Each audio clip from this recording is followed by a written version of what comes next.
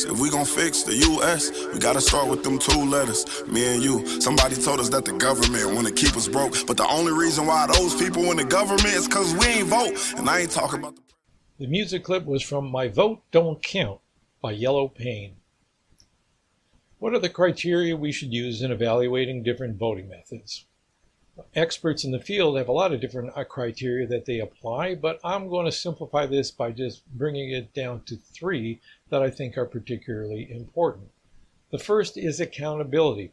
It should be reasonably possible to vote an incumbent out of office if a majority of the public is dissatisfied with their performance.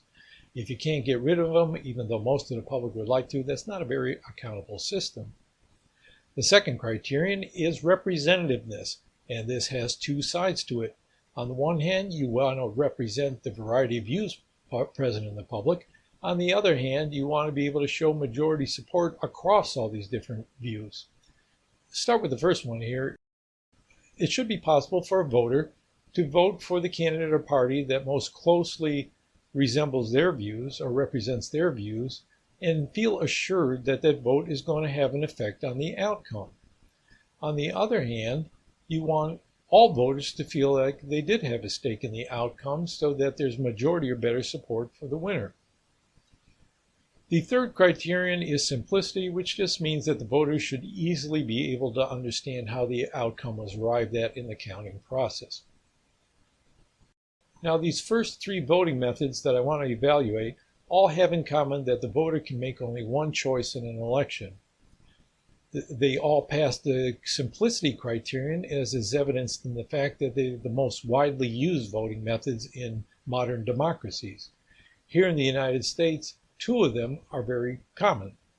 The first is what I would call the pick only one, most votes wins voting method, or you could also call it the pick only one plurality system, because plurality means the most votes.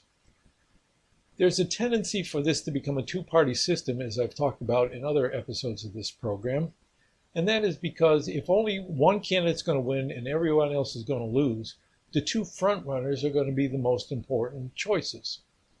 If you vote for someone other than the front runner, your vote is going to have no effect at all. So voters tend to migrate towards the leading candidates, and they'll further create a larger coalition for those candidates.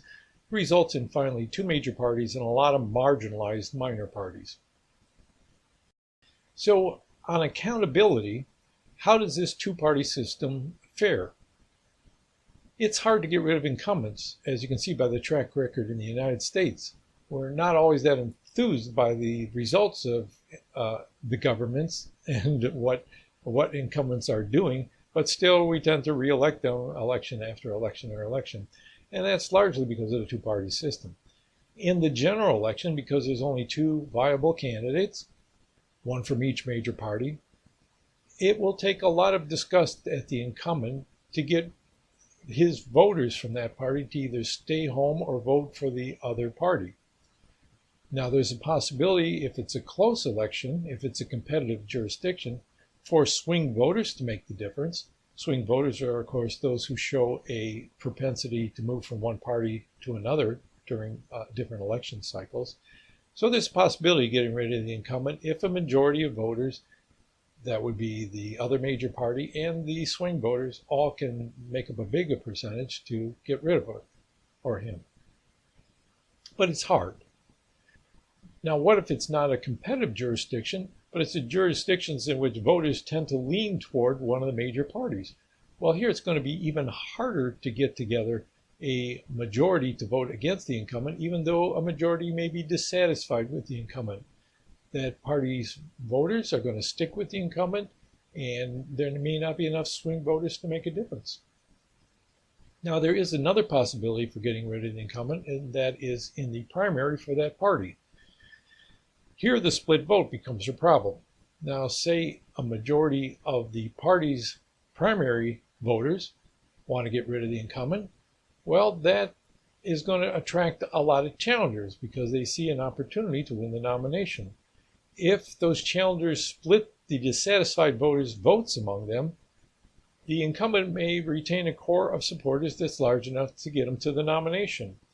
So By splitting the vote among a number of challengers to the incumbent still has a good chance of winning.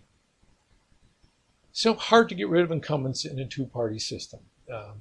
It's possible, but difficult. What about representativeness? Well, here it's very bad at the first side of representativeness, representing a variety of views.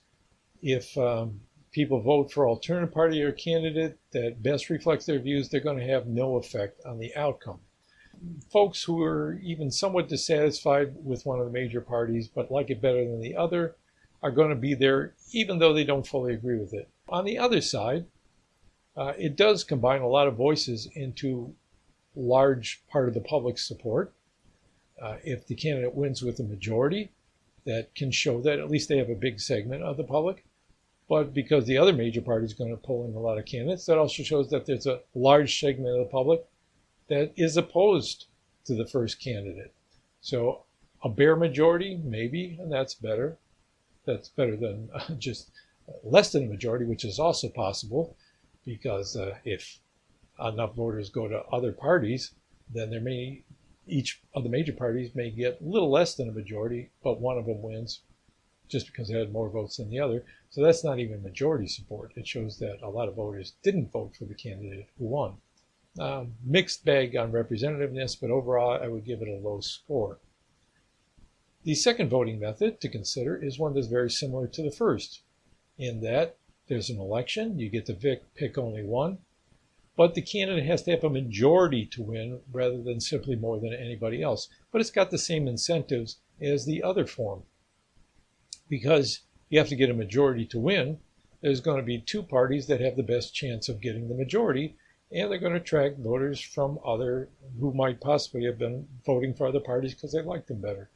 If you want to have a voice in the outcome, you're still going to want to go to one of the major parties because they have the best chance of getting a majority or going to the top two. If nobody gets a majority in the first election, then there's a runoff election in which the two leading candidates go to the top two. That means that you end up at the top two election, the runoff round, with just two major parties, and it has the same score on accountability and representativeness that the other system had. A little better than the first one, maybe, but not a lot better. The third method is quite different, and that's proportional representation. This is used in a lot of European countries as well as in Latin America and some other places, but unfamiliar in the United States. Here, the proportion of seats in a legislature is assigned to parties based on each party's proportion of votes in the election. How does this fare on accountability? Well, the measure here is not whether you can get rid of an incumbent, but rather you can get rid of a majority party. That is, the party that has a majority in the parliament, the legislative body. It's very possible to get rid of the majority party simply by moving to a party that's similar to that, but is not the majority party. So as a voter, if you're unhappy with the majority party, you can move to another party that fairly closely represents your views, because that vote's going to mean something. You can still get somebody into a seat because that party, if it meets a certain threshold, gets some representation. On the other hand, representativeness has a mixed record here. You can represent the variety of views in the public because people feel free to vote for the party that best represents them. As long as they get enough support, they'll get some representation, which is meaningful to the voter. But on the side of showing broad support, that's more difficult. It's hard for a single party to get a majority. They usually have to join up with another party in order to form a majority in the legislature. And that's because voters have somewhere else to go, right? Even though you are good at representing a variety of views, it's hard to create a majority party, hard to get the government to know which way to go, instability in the government, and sometimes just plain, like in our system, where you just can't get anything done because you have to have new elections, keep hoping to form a majority party. So that's how those three systems stack up. Next, I want to turn to preferential voting, which are not as common, but are the leading alternatives being presented in the United States.